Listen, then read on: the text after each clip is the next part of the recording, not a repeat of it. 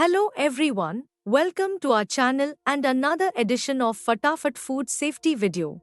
This is Reema from Food Safety Works.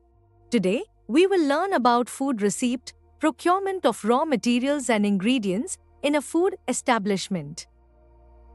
The food receipt, also known as the receiving or goods received process, is a series of steps followed in the food industry to document and manage the arrival of raw materials and ingredients.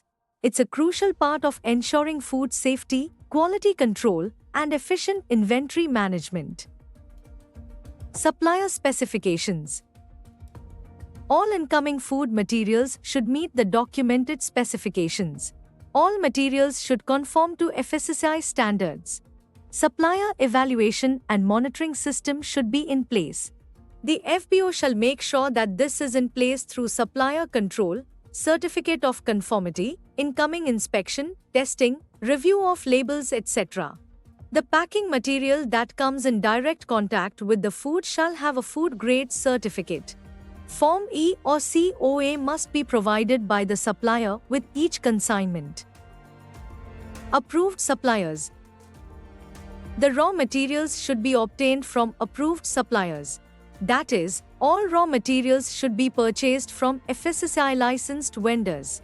A defined process for selection, approval and monitoring of suppliers should be in place. Inspection and testing. The materials shall be inspected, tested, or covered by COA to verify conformity with specified requirements prior to acceptance or use. There should be a documentation process in place for the method of verification. Food receipt area. The area should be clean. Clean and sanitize the area before receiving, and strict cleaning schedules must be followed. It should have sufficient light, protected from the weather. A system should be in place at the reception area to prevent birds, insects, and other pests from gaining entrance to the facility. Separate receiving area to restrict the environmental impact of pollution and cross-contamination. No other activity should be performed during the time of receiving. Vehicle inspection. Inspection of the delivery vehicles shall be carried out prior to and during unloading to verify that the quality and safety of the material has been maintained during transit. The integrity of the seals, pest infestation, condition of the vehicle, cleaning schedule and practice, etc. are few of the parameters of the vehicle to be inspected. All incoming products must undergo a quality check through visual inspection. Count and quantity ordered. Size. Quality. Appearance. Raw materials should be accepted only if any contaminants, undesirable microorganisms, or extraneous matter they contain can be effectively reduced to acceptable levels through standard sorting and/or processing methods. A register shall be kept to record incoming materials and their sources for inspection and traceability purposes. Always confirm that the amount of food products received corresponds with immediate needs and the storage space available. In the case of fruits and vegetables, check for spoilage and bacterial or fungal infestation. Receiving times should be organized to separate vegetarian, non-vegetarian, and non-food items.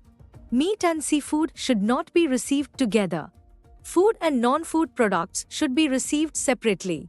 Containers for receiving vegetarian, non-vegetarian, and allergenic food products should be distinct and ideally color-coded. The same knife, spoon, and thermometer should not be used for both vegetarian and non-vegetarian items. Clean and sanitize all equipment and containers after use.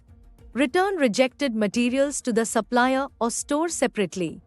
Maintain receiving records and rejection records. Labels. The package of the raw materials shall be checked for expiry date, best before use by date, storage conditions, and packaging integrity. It shall also be stored according to the storage condition mentioned on the labels. Temperature requirement. The receiving temperature of potentially high-risk food should be at or below 5 degrees Celsius or 65 degrees Celsius or above. Frozen food should be received at -18 degrees Celsius or below. The temperature monitoring records shall be in place. Allergen management. All the products containing allergens should be clearly identified. It should be stored separately from the non-allergen products to prevent cross-contamination.